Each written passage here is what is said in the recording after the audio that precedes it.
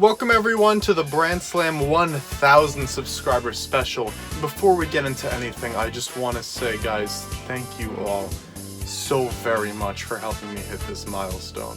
In celebration of this event, I asked you guys to choose what kind of video you wanted to see, and you all picked my top 10 favorite Nickelodeon games. I just want to get right out of the way though that this video is not at all based on what I believe is like a better made game than the last one. This isn't based on quality at all.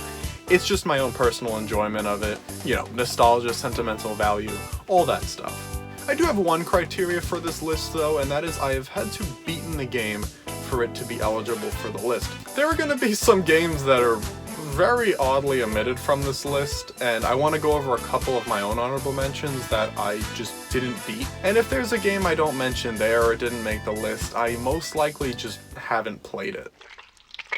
Up first we have Nicktoons Unite. It is so weird and feels so wrong to not have this on the list, I know, but I've never actually beaten this game. I've gotten close, for sure, but I feel around the time I was actually playing through this game as a kid, I'd already had the sequels. I want to make a video on it one day for sure, but yeah, that's why it's not going to be on this list.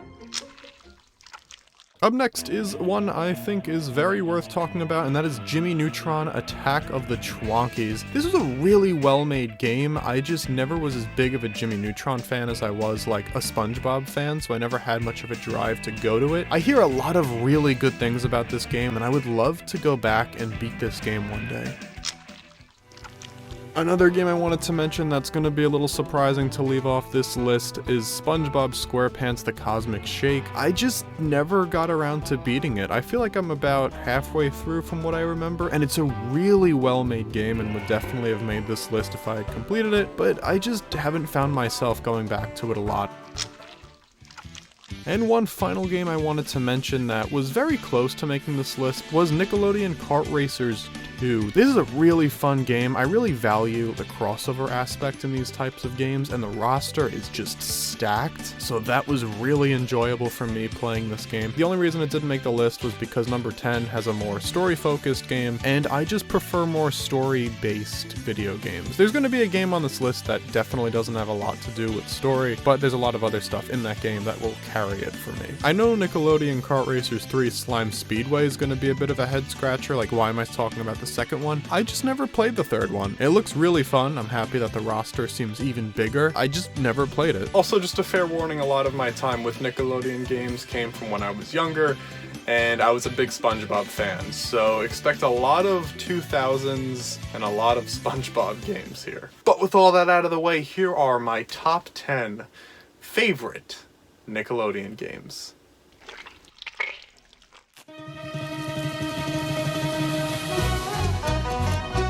Creature from the Krusty Krab is, in one word, weird, and I respect the game for that weirdness so much. It's just so different, and I think that alone is what put it on this list for me. I mean, the developers let you know the type of game you're in for right out of the gate. The models they use for SpongeBob and Patrick? What is that? It's so creepy and weird. I love it. The gameplay though is where my enjoyment of this game falters, to be honest. I feel like the levels go on for way too long, and I guess that's to compensate for the fact that there are only 9 levels in the game, but it would have been nice, I feel, for there to be more ways to really spice up the game. Overall, I like this game a lot more as like a concept and what they pulled off, but that doesn't take away any respect I have for this game that truly embraces the weirdness it's advertising.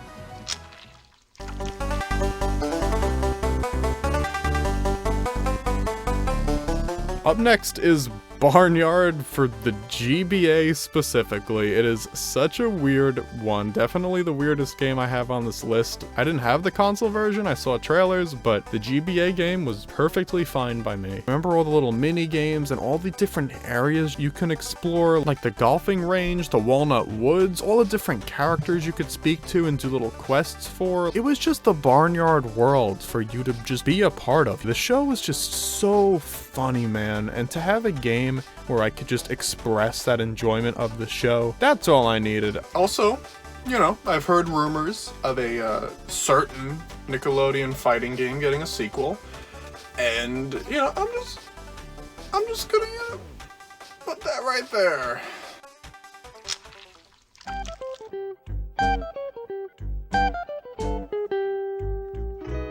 Oh, good to see you again, SpongeBob SquarePants Revenge of the Flying Dutchman. Man, you know, I feel like I've said so much about it in its own video. And again, thank you guys all so very much for all the support you've given that video, and through that video, it's definitely raised this game's sentimental factor for me. But the game itself, you know, it's a very simple 3D platformer. A lot of the graphical stuff and the things most people would pick on this game for definitely drag it down. As I get older and I find other Nickelodeon games a little more complex and more difficult, or have more engaging mechanics, that's just gonna raise it in my eyes. So I look at Revenge of the Flying Dutchman as more of a sentimental game that's just really relaxing to play through.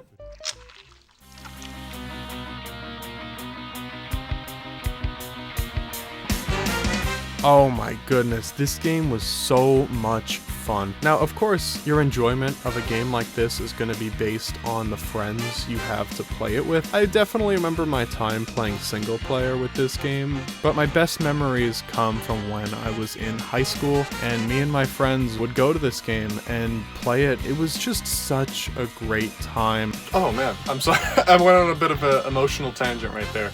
The game definitely has a lot to offer besides my own personal stories. Any minigame in the Sand Stadium was just an amazing time, and you all know which one is my favorite, Rock Bottom. I know it's not like a unique choice, but having every character have a solo in a continuous song that also features the main theme? Like, are you kidding me? That's sick. It is just so sick. If I had to complain about anything in this game, it's that if you guys have played it, you know it's coming. Sometimes you just won't meet the requirements to move on, and it could just go back and forth, and the minigames aren't super short either, so it just turned into a couple instances with me and my friends just being like, alright, let's let this guy win so we can move forward and not replay the same games over and over. Any type of party game with friends is going to be fun, but to attach SpongeBob to it with a really nice selection of playable characters, you got yourself a good time. But of course, you know, the reason this game ranks so high is those memories I made with my friends, going out to half-apps, playing some video games. Those are just memories I'll cherish forever.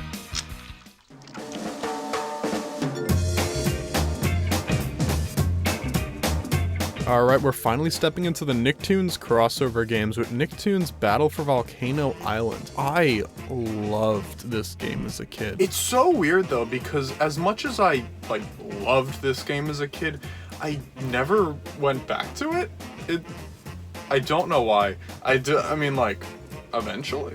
It was a little weird that from the Nicktoons Unite crew, Jimmy Neutron wasn't playable anymore, which is a bit of a shame, but it was really cool that they added more characters from different franchises. You had Sam being playable, Patrick, Sandy, and then you had Tucker, Squidward, and even though Jimmy's not playable, all those three are still there, just, you know, in non-playable roles, but they're still serving a purpose to the story, so it feels like each series being represented is now being more fleshed out. I'm not a big beach guy, but the island setting definitely added more of a relaxing vibe to the game, and in comparison to Nicktoons Unite, it made more of a universe in these Nicktoons games, and that definitely gives this game more of an identity. It's a beach game with some Nicktoons, and you get some new playable characters out of it.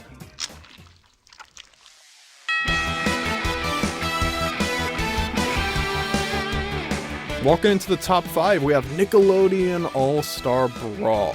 Alright, my boys, I am a massive Super Smash Bros. Fan, and the hype I felt to hear that this game was coming out was huge. The crossover aspect is always going to be the most fun part for me, and also coming from Super Smash Bros., even though the mechanics were a little different, was overall a pretty cozy transition for me. You know, the game came out, there was not a whole lot of content, and to be able to stand by the game, I wasn't playing it all the time, but I was definitely there for all of the stuff it released. Garfield, Shredder, items, voice acting, then the release of the paid DLC with Jenny, Hugh, and Rocco. To see the passion the developers clearly had for this game, all the content that was added that I feel just went unnoticed by so many people. My boys, I don't think you understand how crazy it is that we got Hugh Neutron in this game. That's amazing. Obviously, that crossover aspect and the different fighting styles without like a really strong story to tie it all together can only push the game so far for me, but the fact that it exists makes me so happy, and I'll always remember those memories of walking around my college campus in between classes, having lunch, listening to all these speculation videos. Man, it was a really fun time to be a Nickelodeon fan.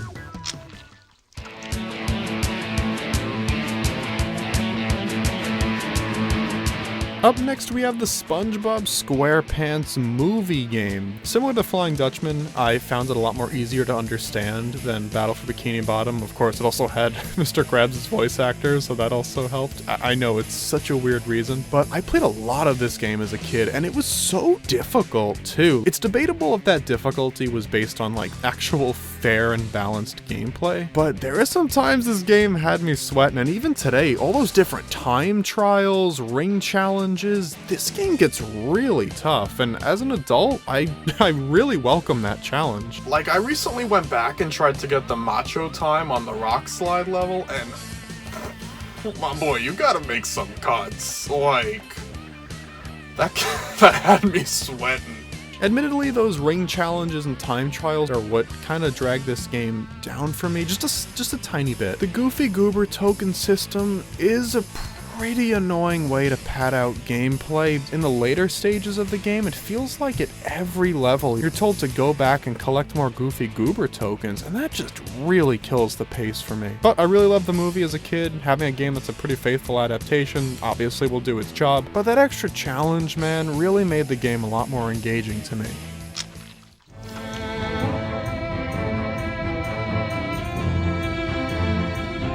This game always felt a little weird for me because it really felt like a time where we're all kind of done with the Nickelodeon crossover series, and that's as clear as day with the title. It wasn't about the Nicktoons anymore. It was a SpongeBob game, but it's featuring Nicktoons. It just felt like a lot of these shows were separated so much at this point in popularity from SpongeBob, and it just made that vibe of this game where all Nicktoons are just fighting together as one unit a little lopsided. Although, to be fair, that could also totally just be because I was getting older and just losing interest in the series. But besides that, I still love a good crossover, and besides the really off-putting animation, going back to the Nicktoons world was really cool, combined with all these cool boss fights like you have with Gurr, and then back in Bikini Bottom you have Bubble Bass. Like, let's go Bubble Bass, that's sick. And then being able to play as all these villain characters that for a lot of them you've never been able to play as them before or since. It's just more of what you love while trying to push the envelope just a little further with the series, and that I could appreciate, with the final product coming out as a very satisfying end to the series.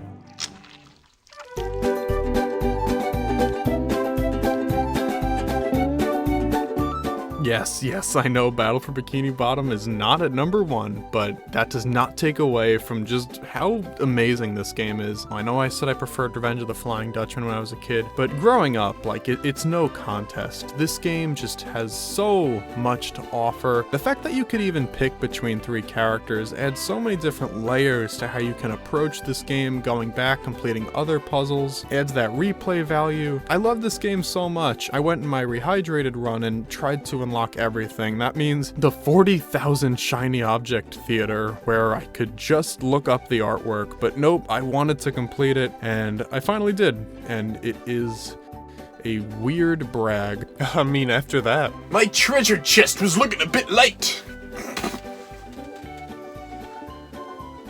I can't put that in the video.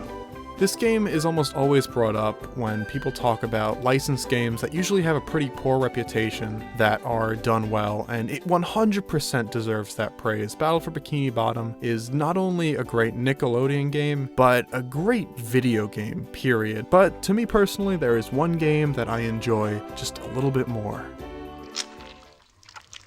So, like I said with Nickelodeon All-Star Brawl, one thing that really hooks me about a Nicktoons game, or a Nickelodeon game in recent years, is the crossover aspect. I love SpongeBob. I really do. but the whole entirety of cartoons spans a lot of different shows for me, and Nickelodeon was always that #1 channel for me. So when I look back on my time and love for cartoons, I look at Nickelodeon more as a whole rather than just SpongeBob in a lot of ways. So the Nickelodeon crossover series was definitely a very exciting game for me to get when I was a kid. So that's why Nicktoons MLB was huge. I'm just kidding, it's Nickelodeon Attack of the Toy Bots. Absolutely no disrespect to Nicktoons MLB. Like, you put Zim on the cover.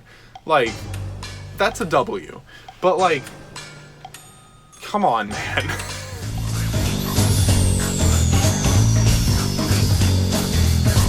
I love this game in concept and in execution. First of all, I don't know why, but like the Toy Factory is just such a cool location to me. And what I love is that they each have their own exclusive characters. You had like Sam, Stimpy, and Rocco all exclusive to the Wii version. Then you had Mr. Blick, Zim, and El Tigre on the DS. That's just so cool to me. But then you could play as Gurr and Jenny, and you could play as Jimmy again. Like, there's just so many characters here. It's the reason why I like Nickelodeon All-Star Brawl, like I mentioned, but in this game, they're all under a story. And then you have the little master models where it's kind of like in Smash Brothers, little trophies, just like collectibles of other characters you can own. When they had Otis, they had my boy. And this is my true reason why this game is #1. Otis is a master model. Sorry, I got a little off the handle there. But yeah, man, all these different Nicktoons, all these different characters that shaped my childhood,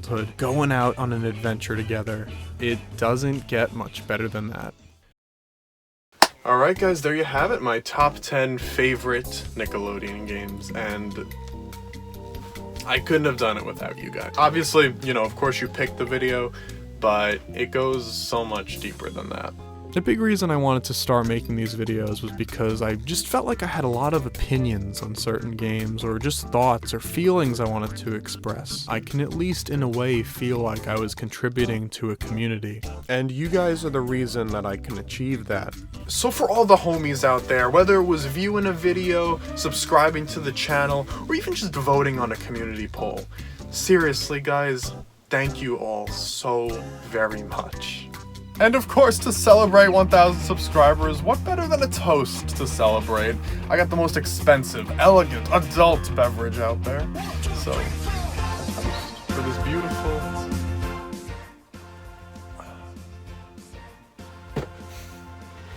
Sister got in here.